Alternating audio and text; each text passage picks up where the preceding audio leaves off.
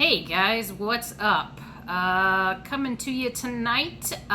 Just sitting here at home, kind of gonna cover some of the things that have been going on the last couple of weeks and some projects I'm working on for the winter time. Now that we're pretty much in the winter right now. But as probably a lot of you saw on my Facebook or Instagram, I traded in the Orange Crush. And I got myself a new 2019 Camo Pro Angler 14. Yes. Let me tell you, that thing is a tank. I didn't think I was actually going to get to take it out for a first outing. But I had Mr. Duke Westcamp get a hold of me and ask if I wanted to participate in the Turkey Bowl that was part of the Hoosier Kayak Bassin, sorry. And they did like a 3-man tournament deal and asked if I wanted to participate. And I said, you know what? Sure, why not? I need get the new PA on the water and kind of get a little bit of a feel for it before, the season is actually officially done. And we actually took second place overall. I think we were close by like a quarter of an inch, if I remember right. But it was me, Duke Westcamp, and Dusty Yacker, and of course, the guys just totally blew it out of the water. I I didn't really catch much of anything, so I kind of felt a little bad for that, but kind of being out of my element, because that time of year, I rarely fish in that cold of water, and that time of year mainly because Banner Marsh and Spring Lake and other areas around me closed for waterfowl season. So in order for me to go somewhere, I'd have to drive over an hour to get somewhere, and with limited time after work, there'd just be no way for me to get anywhere before sunset. And then weekends have been a little crazy as well, trying to catch up with life and other things like that. But I'm glad I did it. It was awesome, and they had an awesome food drive as well. I mean, everybody brought in like hundreds of different canned and boxed food and goods to help those who are going to be in need. So that was really awesome to see as well. And a lot of excitement online right now. Hook Bassmaster just came out and announced that they're going to be doing a Bass Nation kayak series next year. So they're going to have about 5 different events, and they're going to take place, looks like March 5th and 6th is when they're going to kick off, I think, like the 50th event, and that's going to be in, I know day 2's in Gunnersville. March 14th is on Lake Fork, Texas. May 23rd is on Chickamauga in Tennessee. August 15th, pretty close to home. I mean, it's about maybe 3.5-4 hours for me, but still close, is the Mississippi River in La Crosse. So that one I'm definitely going to keep my eye on and see how things play out. And then August 29th, they're out in California at Clear Lake. So $250 entry fee and pretty much 100% payout. And the top 20 or 30 places they're paying out. So that's pretty awesome. So I got another player in the kayak fishing world. So that's kind of exciting and interesting to see. And I definitely got to do some planning and organizing this winter to figure out which tournaments I'm going to hit, which ones, I'm going to kind of focus on and commit to, because there's a lot of awesome tournaments, and they're on a lot of awesome bodies of water. So I definitely got some planning to do as far as that goes. But tonight I was going to try something a little different. So behind me I've got my little camera stand. I'm going to kind of try out showing you guys what I do when it comes to preparing for the winter time. So I had posted a picture on my Instagram and my Outdoorwoman Facebook page of my work table kind of set up, and I brought all my tackle boxes in, all my plastic storage bait boxes, and pretty much all my gear. So I've taken over the living room for the winter, and going to be slowly working on some projects over the winter. Going to be doing some cleaning, reorganizing, I got to take all my reels apart and give them a good cleaning, look over. I've got a reel that's been making a not so good noise the last couple of months, so I got to figure out what's going on with that. Clean them up, grease them up and whatnot. And then interesting project that I'm going to kind of challenge myself is I got 2 new reels about a month or so ago, and I need to pair up with some nice rods with them. So I got to invest in 2 rods over the winter as well, and then I should have a pretty good fleet for next season, which I'm really excited for. But a big challenge for me still is figuring out how to properly pair my rods and reels. So that'll definitely take some time and some research, and just kind of figuring out, what techniques I'm really more prone to use and whatnot. So yeah, anyway, I am going to put the camera on the back here and kind of show you my little process. I know lots of people like to see how everybody else does it, and kind of give you a little bit of my organizing strategy. Now again, this isn't, something that isn't going to work for everybody. This is just what has kind of worked for me, especially during the winter time when I'm kind of wanting to figure out what I have, how much I have of, what I need to order and restock up on, and kind of what process I've made that kind of helped me out. So we're going to switch views here and check it out. All right, so if you guys take a quick look at my table here, I've got a bunch of random stuff just sitting out here that I kind of need to go through a little bit, but we're going to start this off kind of gradually here. So what I usually do is I've already emptied all of my boxes that I have used over the spring and summertime. And I have divided everything out when it comes to terminal tackle into kind of some different categories. So in my first box here, I've got my weighted hooks. And to some people, that might be certain kinds of hooks, certain technique hooks or whatever, but for me and for my mind and for my organization, I have any kind of weighted hook. So I've got my shaky heads, I've got my my finesse mushroom head and my Ned rig hooks. I've got my tube hooks. I've got my swim jig heads. I've got my these are the weighted wacky rig hooks. And then I kind of got some other different ones in here. I've got my underspin hooks.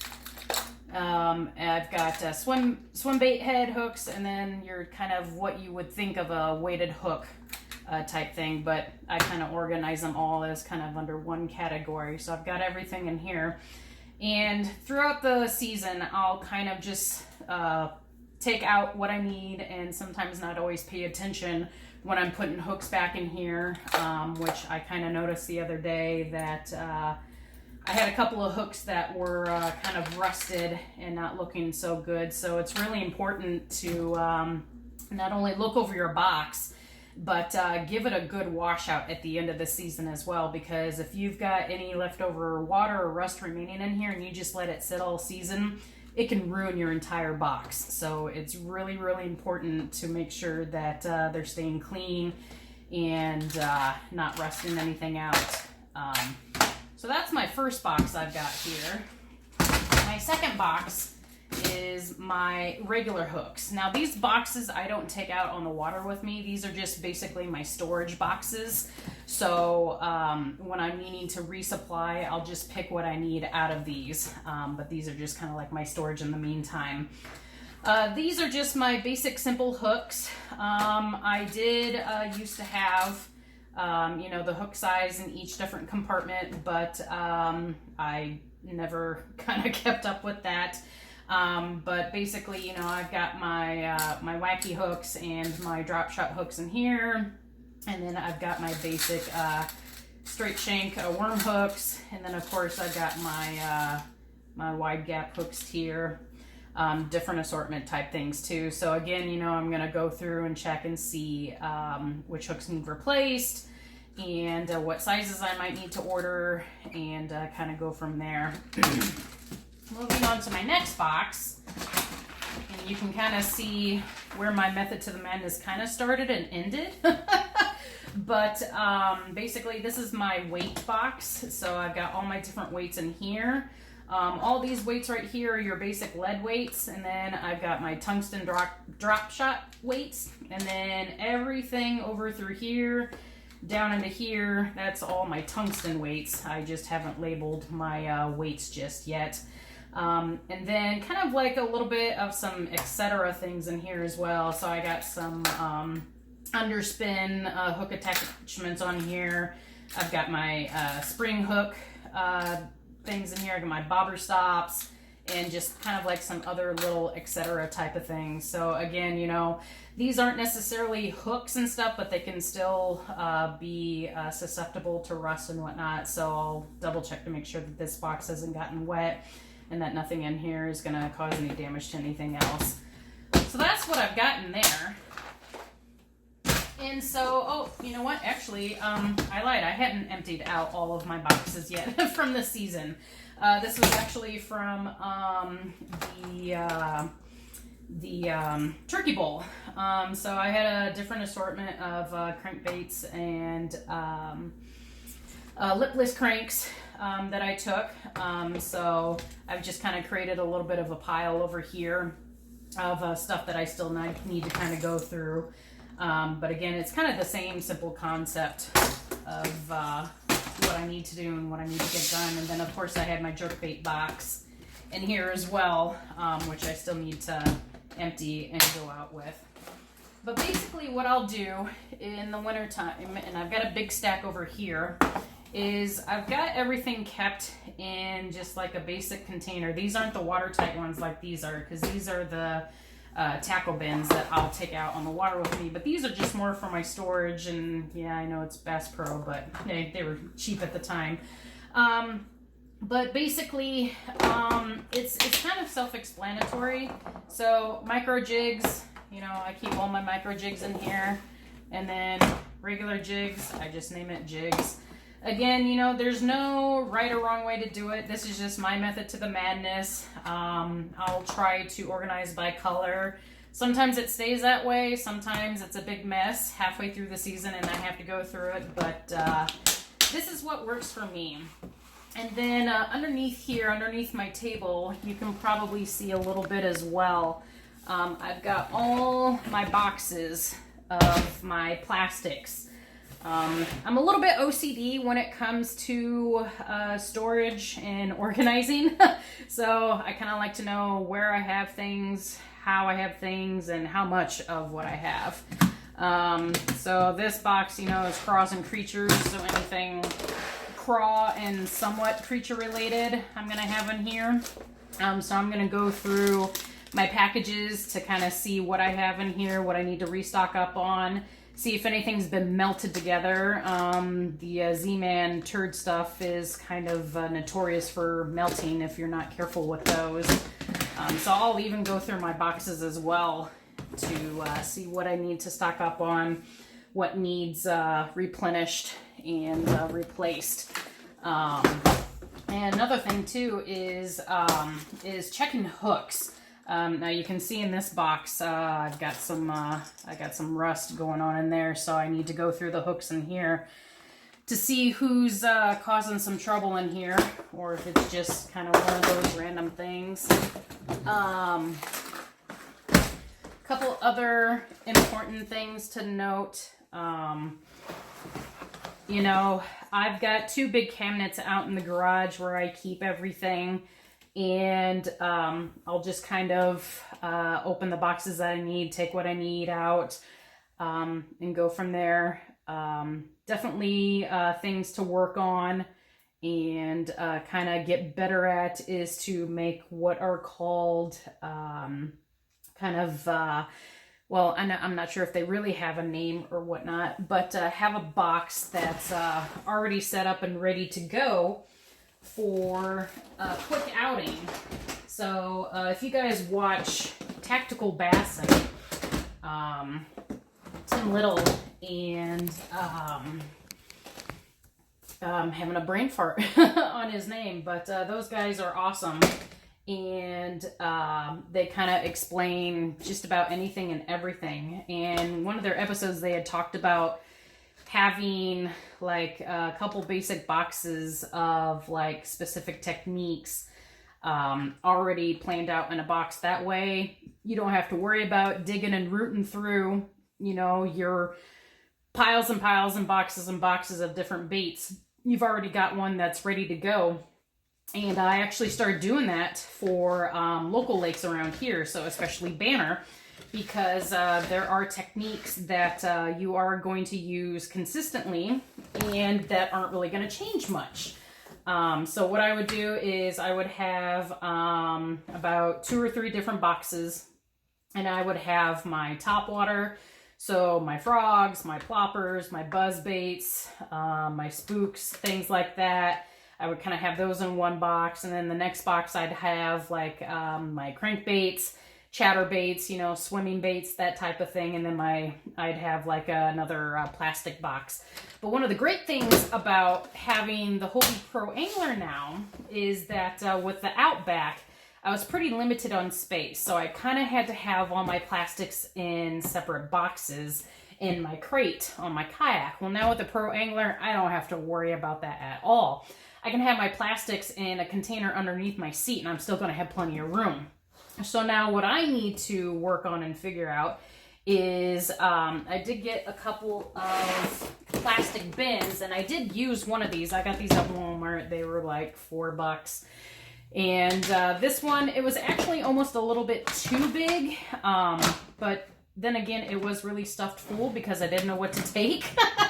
But again, you know, it's all about figuring out what is going to work best for you, and kind of going from there. So that's just kind of a little bit of a preview into my organization and categorizing and storage of my type of gear. Again, you know, there's no right or wrong way to do it. Obviously this box needs some cleaning out. This one's had a heck of a season. But don't skip out on taking care of your stuff. Sometimes it does get hard to kind of keep up with that, especially, you know, those long weekends on the road. All you'll want to do is when you come home is just throw everything in the garage or in the house or whatever, and then, you know, kind of forget about it, and then you'll be like me and have just a big mess of stuff that you have to go through at the end of the season, and you may not even know what state things are in. Like, that hook's pretty good, but I know there were a couple of hooks in that pile here that had kind of gotten bad, and then, you know, I'll have plastics that have obtained other colors from other plastics, so it's just a matter of, you know, finding time to do that as well during the downtime. But now that the season is over, there's going to be plenty of time to clean, organize, and start preparing. So that's a little bit of my method to the madness of baits and lures and terminal tackle and storage, and kind of what to do during the winter time. And we'll take a look at a couple of reels here pretty quick and kind of give you an idea of what I do with those.